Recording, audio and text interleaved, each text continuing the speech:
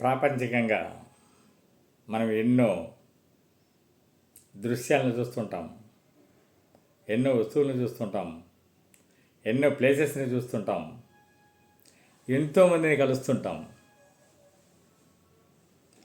అంతటా మనకు ఏం తెలుస్తుందంటే,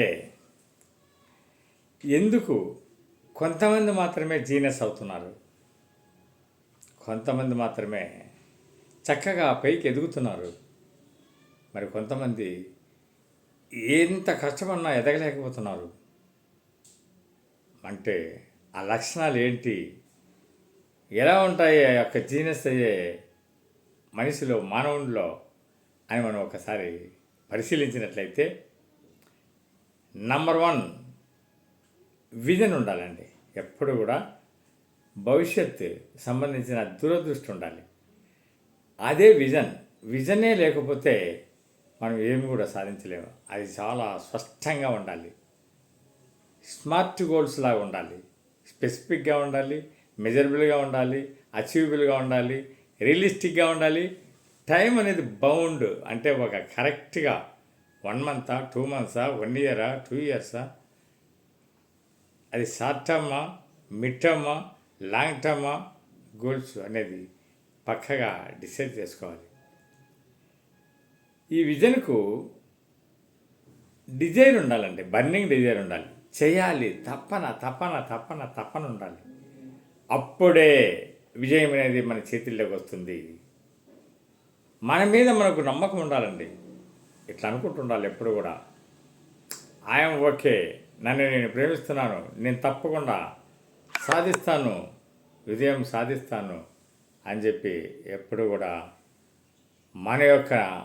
మన మీద మనం చేసే సంకల్పాల మీద, మన యొక్క విజన్ మీద, మన యొక్క డిజైర్ మీద పూర్తి నమ్మకం ఉండాలి. నమ్మకం ఉంటే చాలదండి, కమిట్మెంట్ ఉండాలి, ఇన్వాల్వ్మెంట్ ఉండాలి. బాగా కమిట్మెంట్తో ఇన్వాల్వ్ కావాలి. అప్పుడే మనము సక్సెస్ కావడానికి ఛాన్సెస్ ఉన్నాయి. వీటికన్నీ ఏం కావాలి? అద్భుతమైనది ప్లాన్ కదా. ప్లాన్ లేకపోతే ఏం చేయలేదు. ఈ ప్లాన్లో మరి ఎంత మనీ కావాలి, ఎంతమంది కావాలి, ఎలాంటి మ్యాప్ ఉండాలి, ఎలాంటి టైం కావాలి, ఏ టైంలో స్టార్ట్ చేయాలి, ఇలాంటివన్నీ కూడా ప్లాన్ సిస్టమేటిక్గా ఉండాలి. మెటీరియల్, మ్యాప్ ఇవన్నీ కూడా లేకపోతే మనం ఏం చేయలేమండి. పర్సిస్టెన్స్ ఉండాలి. కొంతమంది స్టార్ట్ చేస్తారు కానీ మధ్యలోనే ఆగిపోతుంటారు, మధ్యలోనే ఏం చేయలేముగా మేము అలసిపోతారు, ముందుకు వెళ్ళారు. అలా ఉండకూడదు. ఓటమైనా సరే, స్వామి వివేకానంద అన్నాడు, మీ అందరికీ తెలుసు, ఓడిపోయావని భయపడకు. ఈ అనంతమైన విశ్వంలో అద్భుతమైన కాలాన్ని ధైర్యంగా ఎవరైతే ఉపయోగించుకుంటారో వాళ్ళంతా కూడా సక్సెస్ అయ్యారు అని స్వామి వివేకానంద ఎప్పుడో అన్నారు. కాబట్టి మనం భయపడాల్సిన అవసరం లేదండి, చక్కగా ముందుకెళ్ళచ్చు. అంతేకాదండి, లర్నింగ్ ఫ్రమ్ మిస్టేక్స్.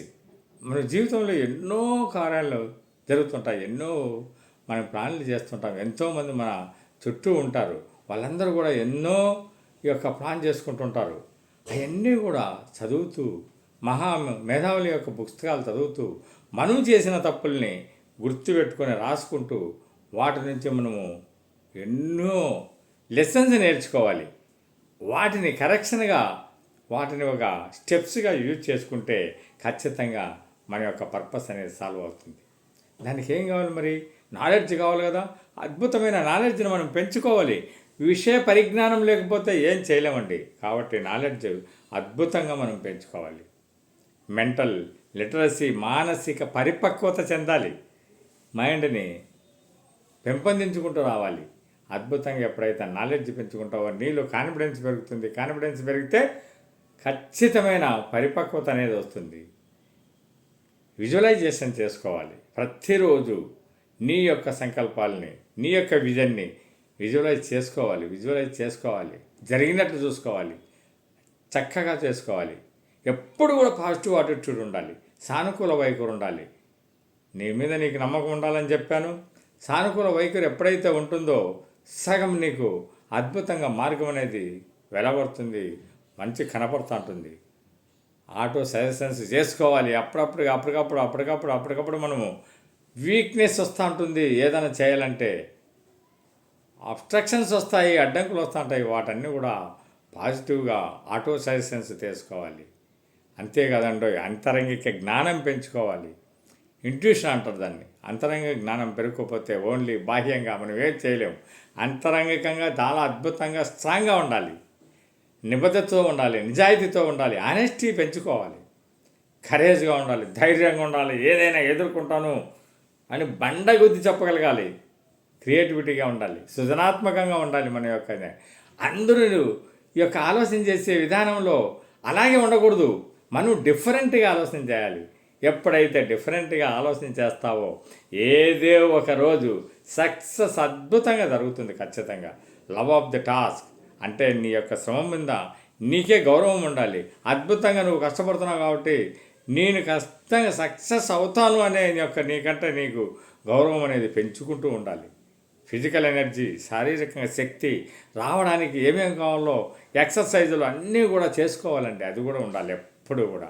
అంతేకాదండో సత్యవంతంగా ట్రూత్ఫుల్గా ఉండాలి ఎప్పుడు కూడా.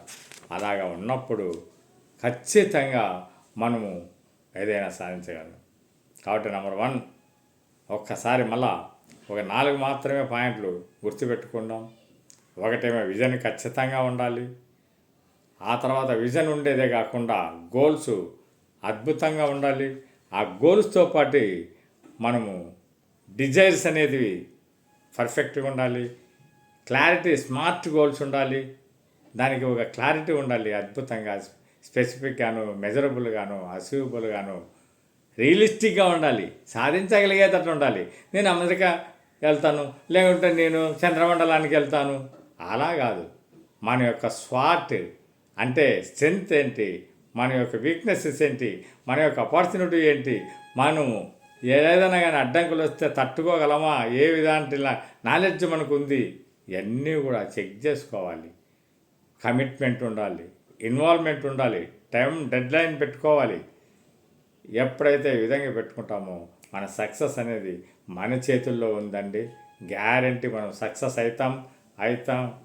అందులో డౌటే లేదు. అందరూ కూడా అద్భుతమైన టాపిక్. అందరూ సబ్స్క్రైబ్ చేయండి, లైక్ చేయండి, షేర్ చేయండి మిత్రులారా. Thank you so much.